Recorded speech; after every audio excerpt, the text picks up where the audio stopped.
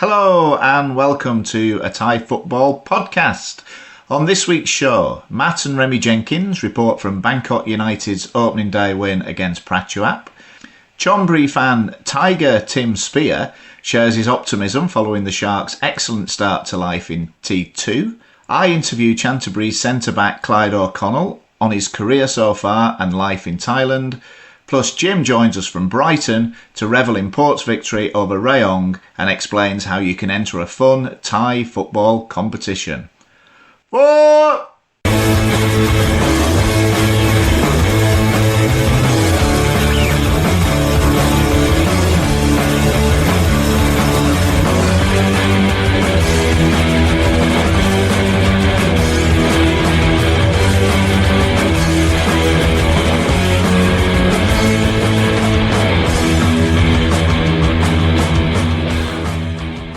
Thai Football Podcast, Match Reports.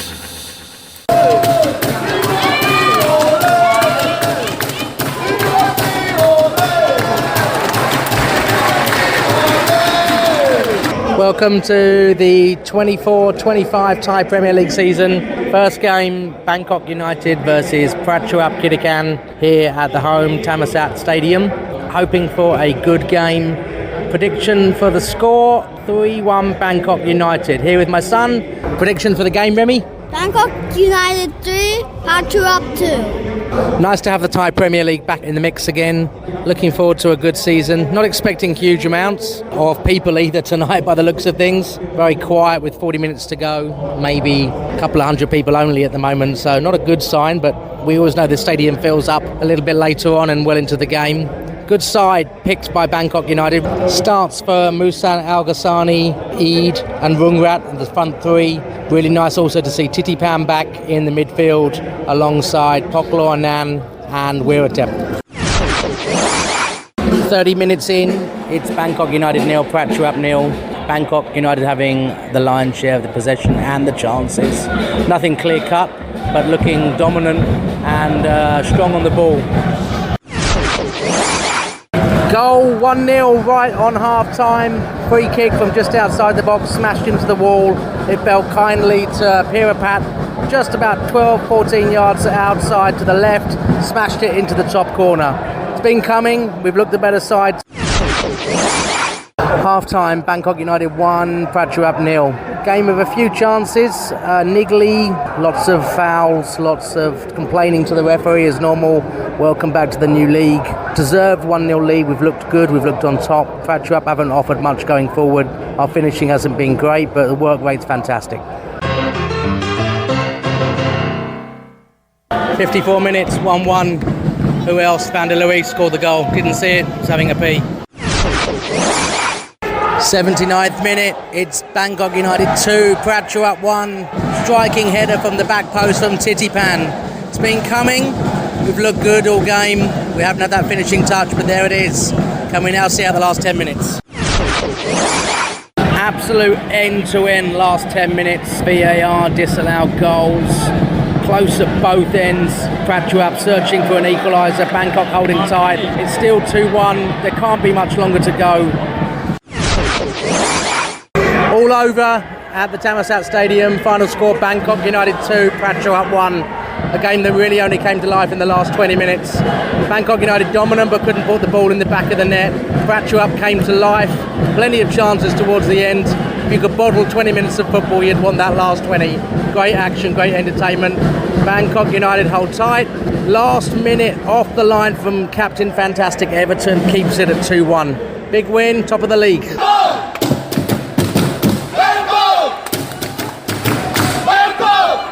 We've now got a first for the podcast. I'm speaking to Tim, one of my best mates, who's a Chonburi fan, and he's out on the golf course playing a round of golf, but he's agreed to do this interview at the same time. It's like A Round with Alice, if you remember that far back, Tim, but in some sort of virtual reality. So how's the round going? Yeah, not too badly. I mean, I'm not a golfer. I started off really badly and I finished off really badly, but in between I had a lot of sixes. So that's pretty consistent for me right the way through, and probably one of my better scores of all time. So I'm quite content. Obviously, you're talking to me about the feelings for Chonburi this year.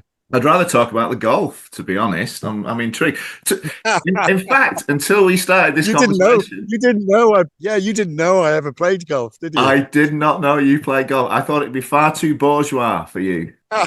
It is a bit bourgeois for me, but I'm definitely dressing down. I am the scruffiest person here. I'm not into all the sort of clothes that everyone wears. I haven't got my Chonburi shirt on. Maybe I'll talk about that in a few minutes and the reasons why I haven't got my Chonburi shirt, because I certainly wanted to wear it today. Yeah, just chatting about Chonburi and just sort of the thoughts. I mean, I think sort of have to head back into last season and the horror show of last season, and perhaps maybe even thinking about the reasons for that.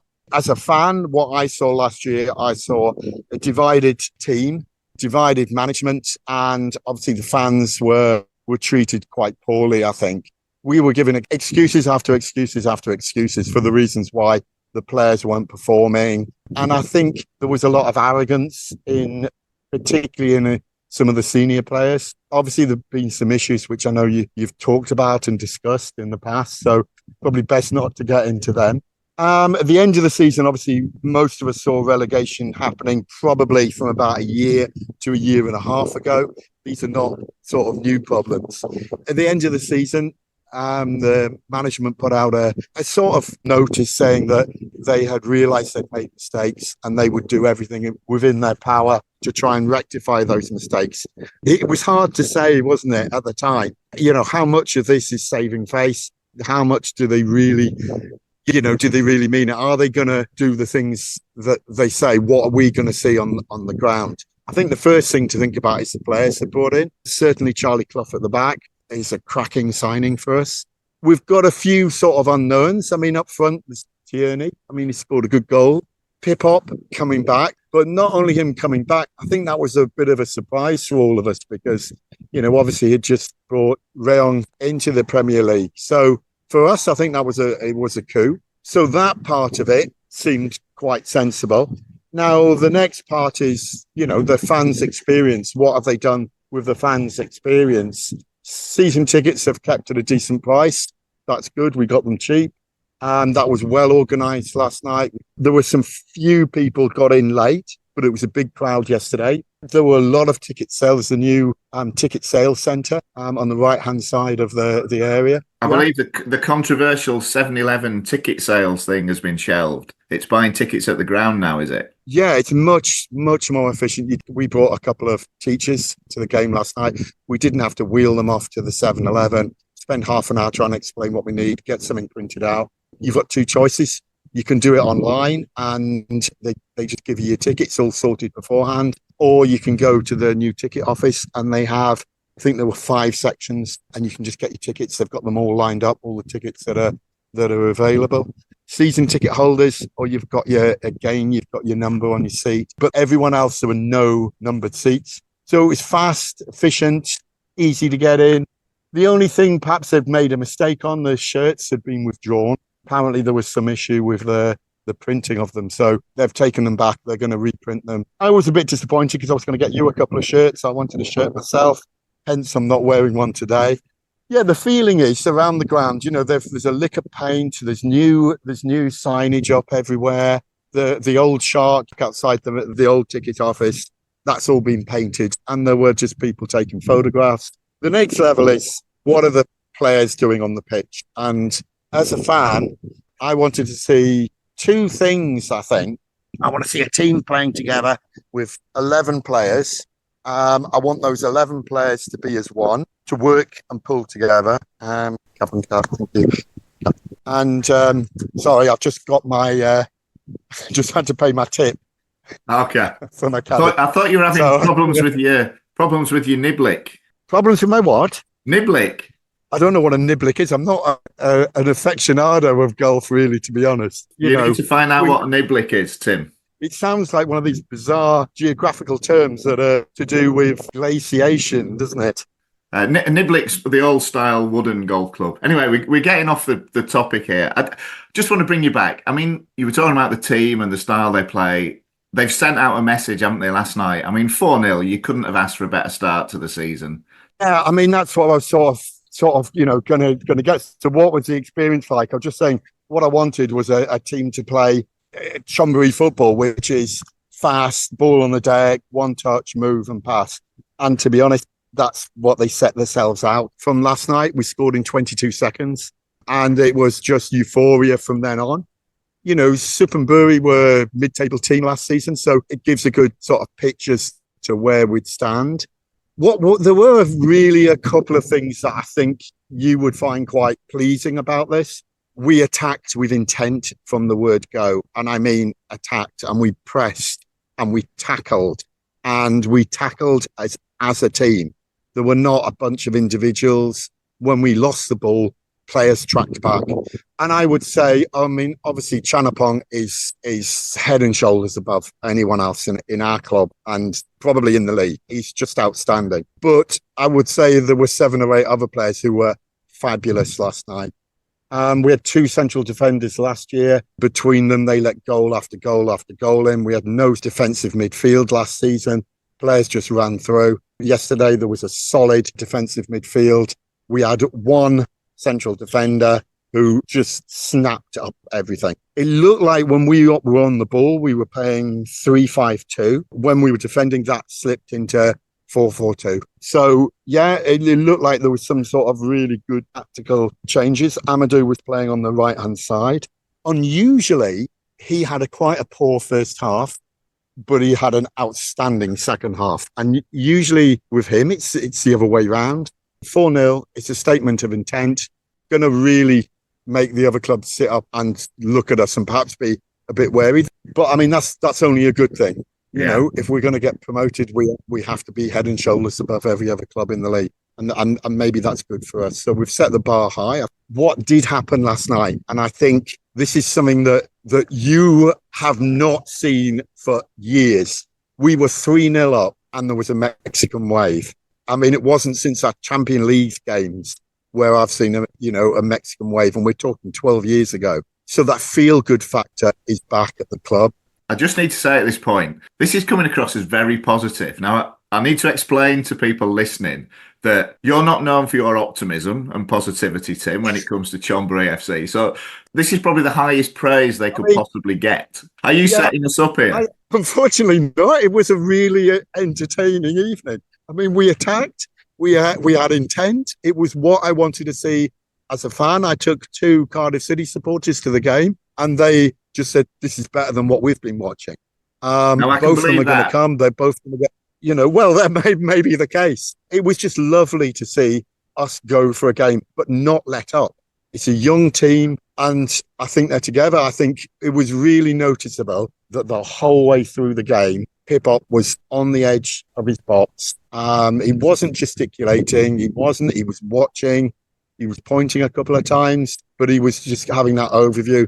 And every time we scored, he celebrated like we did. Now, I need to ask you about these shirts because I'm intrigued by this. So they'd actually arrived in the club shop, had they, a batch of shirts, and they were found to be faulty. So they sent them back. Is that right? From what I can gather, they have them in the shop last night, on the models, but they'd taken all of them away. And then they'd announced that anyone who had a shirt that bought it, they should bring it into the club shop, and they were going to get them reprinted because the quality wasn't good enough for the fans. And to be honest, that's a great thing. That shows that they're getting those little things right throughout the club. And if you keep doing those little things and get them right, all of that creates a positivity when you get there. The fan experience last night was so positive. Even Claire was happy. We didn't even talk about the shirt or too much about shirts from the opposition team. Yeah. So that tells you we were focusing more on the football. And she wasn't doing any crocheting as well, presumably. She was that engrossed in the football. Yeah, Claire always does the crocheting. This leads me nicely to the next thing I want to ask about, which is you go home and away. So obviously the last few seasons you've been revisiting a lot of familiar places. This year you're going to get a chance to go to different places. Which ones are you looking forward to visiting the most? Well, obviously I want to go back to Trat, which we went to for the first time last year, first game of the season, mostly for the extracurricular activities that we were doing. The ground was good, fans were nice, very friendly, but we had a chicken coop sauna, and our experience for this chicken coop sauna was just incredible. Our journey to find it, how many people we had to speak to find out where it was. We eventually found it and it closed down. Then we got sent somewhere else. And then eventually we found it. They had to ring some people up. They came on a motorbike. They got a chicken coop. We sat in a plastic chair underneath the chicken coop, and they got a rice cooker and they got a pipe and they attached the rice cooker to it and they steamed us. And it was one of the most entertaining afternoons I have had in Thailand. You know, it's a surreal thing. So I want to go back to track. Chantaburi I've never been to before. I've been as a tourist, but I'd love to see their new ground. That's a short distance from where we are. I was really looking forward to trying going to Chantaburi because it's a lovely long weekend. Unfortunately, that's next weekend and I won't be able to go there. Ayutthaya, I will definitely be going to the game there because I've never seen a match there. I'm a bit nervous perhaps because of the reputation of their fans. I know there was some incidents the last couple of years. I'd like to go back to Chanat again because I know that I've met you and we had a fabulous day out in Chanat. It was a fabulous weekend. Yes. And we broke into the stadium as well and played football on the pitch. Oh, gosh. Yeah. Oh, that was that. Okay.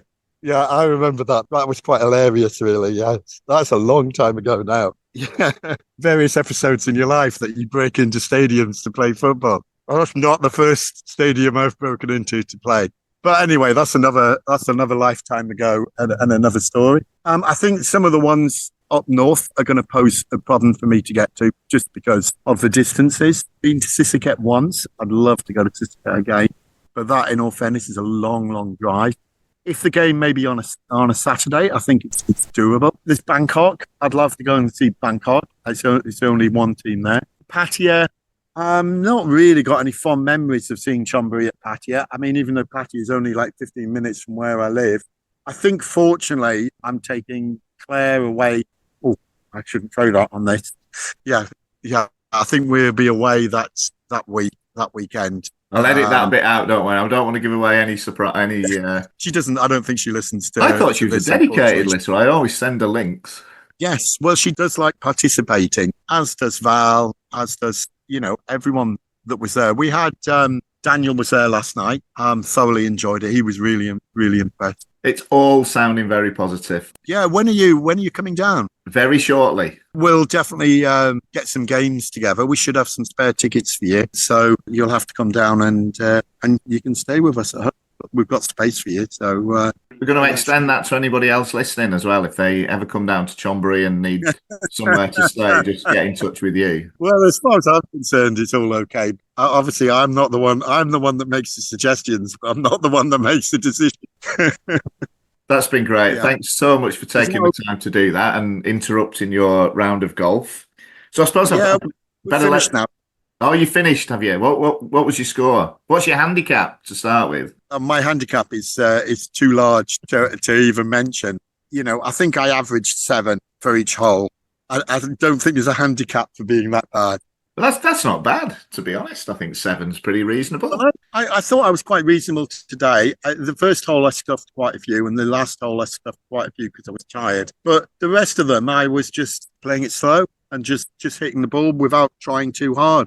And let's hope that's how this season is going to go. I mean, we've started on fire. Let's hope we can continue and hopefully people will get a double. 2 promotions in a row. That's what we're looking forward to. Amen to that. Anyway, I'm going to let you go. So thanks for joining us. I'm now going to look into the possibility of starting a golf podcast. And obviously you'll be the first guest on there. This could be the last episode of a Thai football podcast. And next week it'll be a Thai golf podcast. Maybe that's the way forward. Yeah, I think, Dale, you're better to stick with the football. But it's been great talking to you. We're really looking forward to seeing you. And things are looking good in Chonburi at the moment. We are positive for the first time in a year and a half. A Thai football podcast. Interview. Hello, Clyde, and welcome to a Thai football podcast. How's it going, Dale? Thanks a million for having me on. No, you're welcome. It's great for you to come on, and I know you've just finished training as well, so I really appreciate it. How are things going at Chantaburi, your new club? It's been great. We just had a short session this morning with the game being tomorrow, but yeah. So in general, it's been really good to have pre-season because obviously last year I came in halfway through the season in China and I think any footballer will tell you when they get a full pre-season under their belt, they feel really good. Your body feels really good going into the season. So yeah, it's been great. Working with the coach. The coach is the fantastic coach. I've learned a lot of things from him already. So, and yeah, we have an exciting team. So now it's time to just put the work in, and hopefully we can reach our goals for this season. Have you settled into the area? Okay. Yeah, Chantaburi is actually beautiful. I think down this side of Thailand probably isn't as popular as the other side, like the southern area. But yeah, it's a really nice, it's kind of a big city, and then has lovely mountain views, and then obviously it has the beach as well and stuff. And yeah, it's not too busy down here either. And yeah, the people are lovely down here. So yeah, it's been great. I've settled in very well, thanks to the teammates and the coach and stuff. I might have to edit the bit out about how lovely it is, because Chantaburi is one of my favourite places and I really enjoy going there. And one of the reasons is, as you said, it's very quiet and not a lot of people know about it. So we don't want to broadcast the fact how beautiful it is and have everybody flocking there and ruin it for the rest of us. So okay, fair enough. Look, yeah, keep that under your hat. Just say how miserable it is, sure. And it's the last place on earth anyone would want to visit.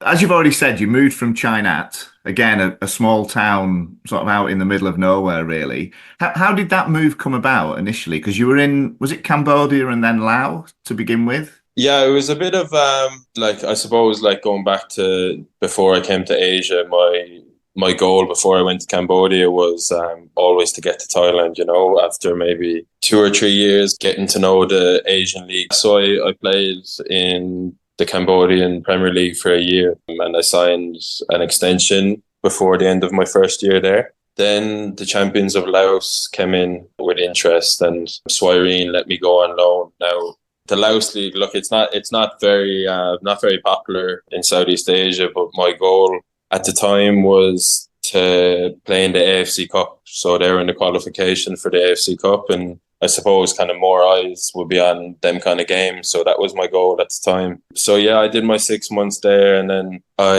agreed a mutual termination with Swaireen in Cambodia, because at that time I came into Thailand and the first leg of the season had already started. So I was just in Thailand. I was training by myself, contacting teams, really determined to play in Thailand, and turned down a lot of offers from different countries, because I really think I can do well here, I suppose. And I'm really thankful to China for giving me the opportunity. People know how difficult it is, especially when you're a footballer, when you're playing in, with no disrespect to Cambodia or Laos, but I think a lot of people would say it is difficult to come from them leagues and come into Thailand. Not many people do it, or do it successfully, I would say. So yeah, I'm really pleased that China gave me the opportunity, because there's a lot of other teams that were kind of turning me down or batting an eyelid. Yeah, I trained with 2 other clubs as well and got nothing from that. And then yeah, I tested with China. I was there for 5 days. I played 1 friendly game, and yeah, the coach was really pleased with me. So yeah, I was very determined to play in Thailand, and you could say I wasn't going to leave until I got a club, and then it was just take it from there and see how it goes. When you talk about things like that, is that something that plays large in deciding where you want to go when you're a professional footballer? You think, I quite fancy going to play in Peru or somewhere. Is it a bit like being a TEFL teacher, where you can kind of pick and choose which part of the world you want to go to and live in and play in and earn your living in? You're pretty spot on there. It is difficult, I suppose if you make it to the top level in a big league, if offers come in, you could probably not necessarily pick and choose, but of course you're going to have more offers if you play better and if you're playing at the top level. But for me, it was a thing where I was in Europe and I wasn't really happy I was in my young 20s. I didn't really see anything bigger coming in Europe. Asia was always on the back of my mind. My brother went traveling around Southeast Asia when he was 19 or 20 years old, and I remember him telling me how beautiful it was, and if I ever got the chance to play football out there, I should definitely go for it. I actually had an offer from Cambodia when I was about 20 years old, and I turned it down because I thought I wasn't ready for it. Albeit 2 years later, I got another call, and yeah, I went for it, did a bit of research. My goal was to play in Cambodia, play well, and let that be my route into Thailand. Nearly everyone knows how much of a beautiful country Thailand is. And for me, it's about being comfortable in the country you're in, giving you the best opportunity to improve as a footballer. And that's what I have here, So, yeah, I'm really happy now and definitely settled. Interesting that you said you did research, because again, this is something that we often talk about as fans. How deep players go into looking at the leagues they go into or the areas that they're going to live in. What kind of research do you do, and what conclusions do you draw from it? Presumably there are also places you look at and you think, oh, I'm not going there. It's 15 hours from the nearest town or whatever. Chinat I'm talking about now, which is quite away from anywhere. But it's a great place. I always enjoy my trips there. I'm not slagging it off by any means. But the research you do, what kind of things do you look at? That's funny, the thing you said about China, and it's just gone in the middle of, just bang on the middle of Thailand, isn't it? But lovely people from China. But like, as you were saying there, you just, like, I suppose for me, it was probably more difficult for me to do research into Thailand because the lack of Irish players here. I think I'm the fourth ever Irish player to play in Thailand. So, like, it's different. For example, like, if you were a Brazilian, you know how many Brazilians are playing in this league and in this country. I suppose it's very easy maybe to call a Brazilian playing in Thailand, ask them, like, how the places are. When I got the offer from Cambodia, the coach there was actually an Irish coach. So his name was Conor Nestor. He's the assistant in Selangor now. He kind of gave me a lot of information into what life could be, told me how much of a culture shock it might be. Yeah, I kind of reached out to players, kind of, if a player played his first year in Thailand, is he still there maybe 5 years later?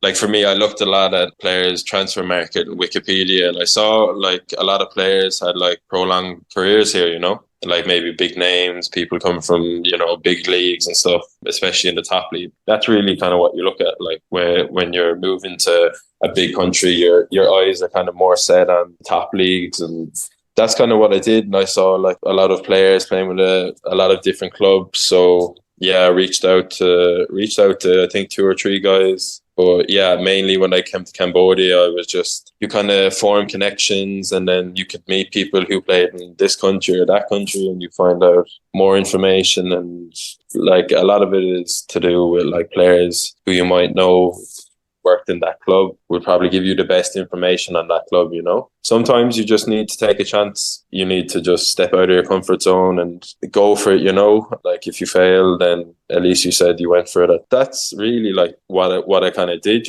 I just thought I would regret it if I didn't go for it. Now, if you ask me, I would say I should have come here when I was 20. Yeah, it's easy with hindsight, isn't it? But it sounds like you've done the right thing. And it's interesting to hear what you were saying about the research you're doing and looking how long players have stayed. Were you aware that Like Quinn played in the Thai league? That's a funny one, actually, because a lot of people have actually said that to me. Like Quinn is obviously very famous, was a top-class footballer. I did my research, and did he play in Malaysia as well? And I think he only played, like, was it 1 game in Thailand?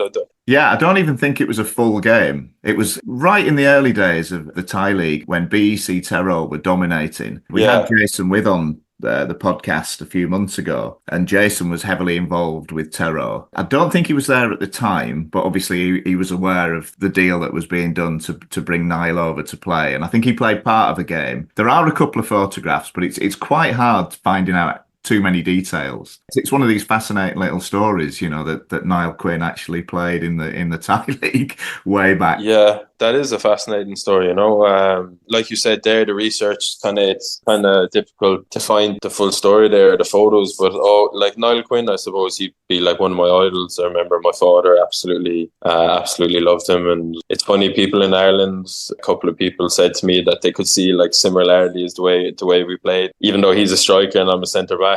Even for Like Quinn to come out here, and then me to come out here is crazy. But yeah, I think another one was, I think Andy Kyo played in Ratchaburi. It's a funny one because since last year, really, in China Island, the amount of Irish players that have reached out to me, asking me, like, how to get out here, like, is there any opportunities? Who can I talk to? Could I help them? And yeah, it's been crazy. So I suppose for me, it's a nice thing, the fact that there's not many Irish players have played here. It would be great for me to open the market more for Irish players to come out here. I know when British players first started coming over in numbers, one of the first was Michael Byrne. And Michael did exactly what you just said. You know, he kind of opened the gates for others and people were getting in touch with him, asking for advice. Lee Tuck was one of the first English players that he brought over. And obviously Lee went on to have quite a great career, not necessarily in Thailand, but in Southeast Asia. So yeah, it's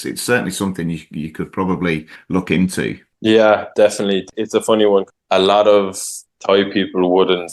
They would say, like, when they ask where I'm from, and I say Ireland, they say, "Oh, the UK." And I say, "No, like it's beside the UK, but it's not exactly the UK." So that kind of shows the fact that they just never come in contact with Irish footballers. So yeah, it definitely would be a great thing. You know, we have great footballers in Ireland. Probably don't get the chances they deserve or the respect they deserve because, you know, it's a small country, obviously, and there's a lot of brilliant young players. And so, yeah, I think a lot of players are trying to follow in my footsteps now who aren't exactly, I suppose, happy at home and want to explore new opportunities. And yeah, it's been great. Anyway, moving from Ireland to Thailand, you see what I did there? Thank you. The new season, obviously new club, as you said earlier, you've had the benefit of the whole pre-season, you know, getting to know your teammates, getting to settle in the area, getting to know the club, etc. So what are your hopes for Chantaburi for T2 this year? Obviously, we want to take it game by game, but the club have made it pretty clear that they want to finish in the top 6 this season. And I think it's kind of obvious with the signings we've made. You know, Chulapa has obviously got, I think he's been promoted 2 times in the last 2 years or 3 years from T2 to T1. So he was a big signing, you know, coming from Rayong, who got promoted last year. Yeah, the Thai players are really good. We have really good quality and we have a fantastic coach in Coach Boy. You know, he comes from BG Pathum, and yeah, the way he plays football is a lot different to a lot of teams in T2. So that's the main goal, is to get to top 6. I think T2 is going to be really strong this year. You know, obviously Chonburi coming down, Police Terror coming down, and then you have Bangkok coming from T3, who a lot of people are actually tipping to get to top 6, you know. So I'd be hopeful that if we're in the top 10 come halfway through the season, we put ourselves in a good position. And it's about getting off to a good start and just try get really good momentum and, yeah, just like enjoy it, try play the way we want to play, trust the coach, and definitely would say top 6. So look, here's hoping. It'd be great for the area as well. I mean, we've already alluded to this, the fact that it is quite isolated down there, but it's a big province. So presumably a successful football club would be able to attract fans from quite a wide area, wouldn't they? A lot of people probably don't know, but they have a great fan base behind them. I remember when I came here last season and it was a really good atmosphere, you know, like not such a big stadium, but, you know, there wasn't one empty seat. And that was actually the first game where I was kind of like, wow, the atmosphere is brilliant here, you know. They're making big moves on the stadium. The new stand looks like it's really coming on. Before the season started, they put down new grass. So they pulled out the pitch and laid down a new set. So, yeah, I think it's all in progress, like outside of the pitch. So I think it's up to us to try give back to the club and the fans who are brilliant, you know, because I definitely think when they make the new stand, it will still be full because, you know, like as you said, it's kind of isolated down here. So a lot of people, like the amount of people you see wearing Chantaburi jerseys around here is crazy, you know. You know, like when I was in China, you wouldn't have seen it as much as you would here. So, you know, it's really good to see when you're like, whatever, you're going to the shop or you're going out to a restaurant and there's people wearing jerseys or asking you for photos and stuff. Like, they really love the club down here. And yeah, with it being so isolated, I think football gives them hope. And to take them to the Thai League would be exceptional, you know, and it would definitely be such a great addition to the top league in Thailand football because it gets such a good following down here. And like all Thai people, the people are so generous down here. So yeah, let's see how we get on, and hopefully we can be there or thereabouts at the end of the season. Well, I hope so. I mean, like I say, it's somewhere that I enjoy visiting, although I've never actually seen a game there. I've been to the ground a couple of times, and the one thing that always stuck out for me, and it's probably gone now, you've been talking about all the developments, behind one of the goals, there used to be this structure that was just scaffolding and wooden planks. And it just seemed to go on and on and on. It was very high. And I thought, there's no way on earth I'm going to be going to the top of that thing to watch football. So, I suppose it didn't get great publicity last year when away fans went to the games, because I think they said it was very isolated kind of at the corner of the pitch. But yeah, they only came up from T3, I think was last year their first year or 2 years ago. So I suppose that's what you want to see, though. A club is, once they're making progress and once they're putting the work in and putting the finances there to improve the club, you can't really down them for that, So let's see how it is, and hopefully it improves. The one thing I don't like about Thailand, is the running tracks around the stadium. I'd much prefer if the fans were a bit closer to us, but it seems to be the case in a lot of stadiums. But I think it's better if the stands are decent and the running track is there. It's not too bad. But if you don't have a great stand and the running track is there, it seems like the fans are just a bit far away. But it's all good. You've opened up a whole can of worms there. This is a debate that rages and rages amongst fans of Thai football. Grounds with running tracks against grounds without running tracks. And so as a player, does it make that much of a difference if the crowd are right on top of you, or if, there is that track and that space between you? Yeah, the atmosphere definitely makes a difference, I think Chinat Stadium was a bit closer to the pitch. It's actually a really nice stadium, but, I would have loved to play there with a packed out stadium and to feel what the atmosphere was like, but unfortunately we just didn't really get that. But I remember last year, my first game where I was like, wow, the atmosphere is incredible here, was Chantaburi. And then even though Chantaburi had the running track, but because they had so many fans, it was, you could feel the atmosphere. But in Pattaya, we went to Pattaya, and the ground, it's very close to the pitch, and the atmosphere was just, it was electric, and you could just feel the difference from playing like close to the fans rather than playing like that bit further away from, like I'm a passionate player, I kind of leave it all out there, and I love like the grittiness, and I love the fans, the big atmosphere, the physicality, and when an atmosphere is good, I think everyone would say like there's nothing better than like a really good game with a really good atmosphere, like I've went to a Port FC game, and I went to a Police Taro game last season, and the difference of the Port and the Police Taro game, the atmosphere in the Port game was absolutely sensational, and the Police one was just that bit different. It was just being further away, I suppose, from looking around. I suppose fans aren't as clued in maybe because they're that bit further away, but in the Port game, everyone was like standing up. You kind of look around, people's eyeballs were falling out of their face, just the excitement of being that close to the pitch was really cool. And yeah, you can definitely tell the difference 100% when you're a player. Yeah, I think every player would tell you that they would love to play in a stadium like Port. I think you've just put that argument to bed now. Finally, we have the definitive answer that grounds without running tracks are preferable. It was interesting what you said there about if you're that far away from the pitch, you can't actually see what's going on. I've stood behind the goals at Chonburi. You're miles from the nearest goal, so the far end is virtually out of sight. And it always amuses me when people appeal for penalties or free kicks on the opposite end of the pitch, because there's no way on earth they can see that far. But anyway, I'm getting off the point slightly. So yeah. just before we wrap up, I'm also interested in the fact that you go to watch games. I mean, is that something you do regularly? You get around to many Thai grounds and see other teams playing? Yeah, I do. It's something I'm really interested in. Since I'm in Southeast Asia, I try get familiar with more of the clubs, and obviously my personal big goal is to get to the Thai league and playing the biggest games. So it's only good for me to get around and see the games. But besides for everything, I just like watching football, Yeah, it's really good. Like I watch all the time. If I'm not there, I watch them at home on the TV. I suppose just to get familiar with the players and the clubs is always great. But yeah, I just enjoy watching football. That's really good to hear because, again, as fans, you often think players don't really understand what it's like to be a supporter and to watch games, and they go out there, they run around for 90 minutes, take the wages home, and that's the end of it. You've clearly thrown yourself into Thai football, and I'm really, really pleased to hear that, Clyde. I think that's fantastic, a great way to approach it. Anyway, thanks so Yeah. much for coming on. Like I said at the start, I do appreciate it, taking your time out because I know you're dead busy. All it remains for me to say really is all the best for the season. I really hope you achieve that ambition of finishing the top six. I mean, obviously the title's already sewn up, but that's Chonburi, so it's a battle for second. But good luck for everyone else. Time will No. tell. Time will tell. So all the best for the season, mate, and good luck and keep these enthusiasm levels up. And if ever you bump into Niall Quinn, I'd be interested to hear the stories you share with him about playing football in Thailand.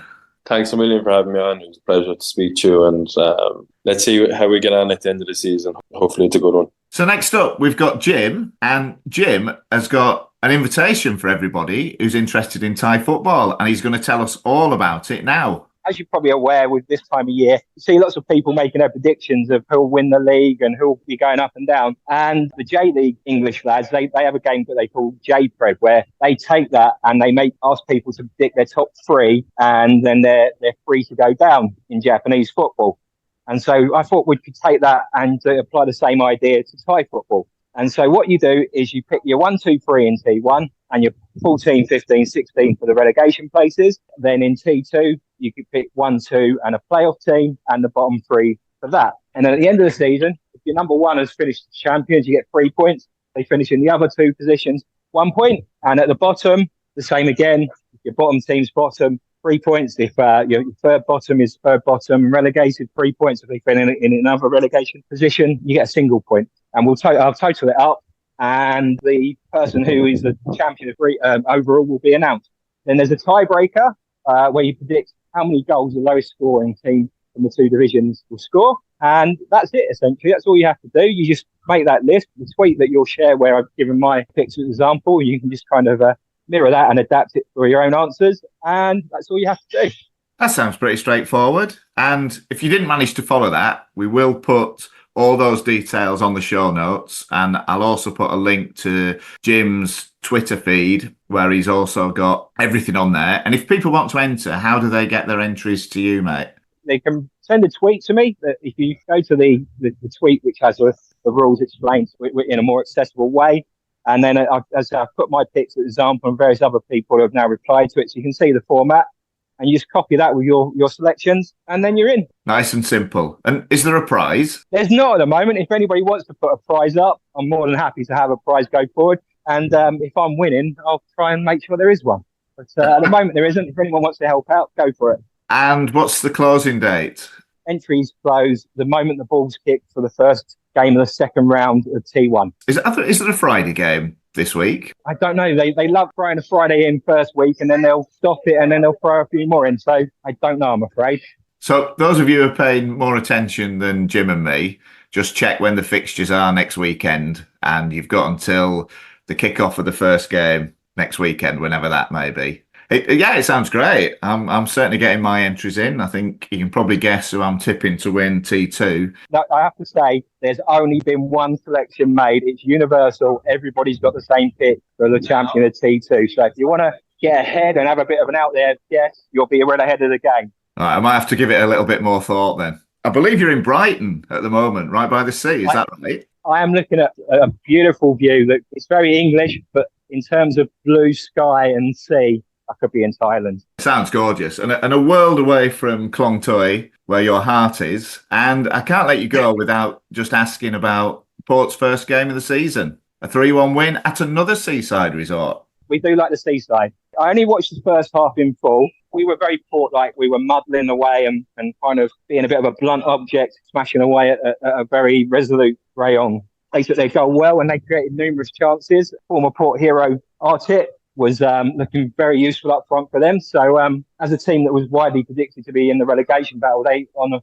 judgment of 45 minutes of the season, which obviously is very small, they look very good. And then by all accounts, we kept being fairly average. And then we made a couple of changes late on, basically changed our right-hand side. and also brought in Thailand's best young striker. And all of a sudden, an own goal and a Tirasak double. And we go from being 1-0 down on 85 minutes to leaving Rayong with 3 points. Yeah, and you can't ask for anything better than that, can you? A win on opening day, it does kind of set the tone and put everyone in a good mood, doesn't it? Absolutely. There obviously comes a point later on in the season if you're not playing well where questions have to be asked. But day one, get the job done and move on to next week. Right, well, thanks for coming on, mate. Thanks for taking a bit of time out of your day. I'll let you get back to building sandcastles or whatever it is you're doing down there. They don't have sand, do they? I've been to Brighton a couple of days. It's all pebbles, isn't it? It's big, it's stones down here, yeah. So build a couple of pebble castles then or something. There we go. Right, so yeah, thanks for coming on. And like I say, we'll put all those details in the show notes and I'll put a link to Jim's Twitter feed. Good luck to anybody who wants to enter. Hopefully someone will come forward and donate a prize. It'd be nice to have something at the end of the season. And you could have your own awards evening as well if you like. Sure, I'm sure there'll be a presentation with a couple of beers in the sandpit the last day of the season when we know who's won. And broadcast it live on Facebook or something. Or we could probably send someone along to report on it. Pang loves an awards ceremony. Maybe she'll come out and help us out. Invite her now, and then she's no excuse. You're giving her plenty of notice, I think. In fact, Madam Pang, where's your entrance?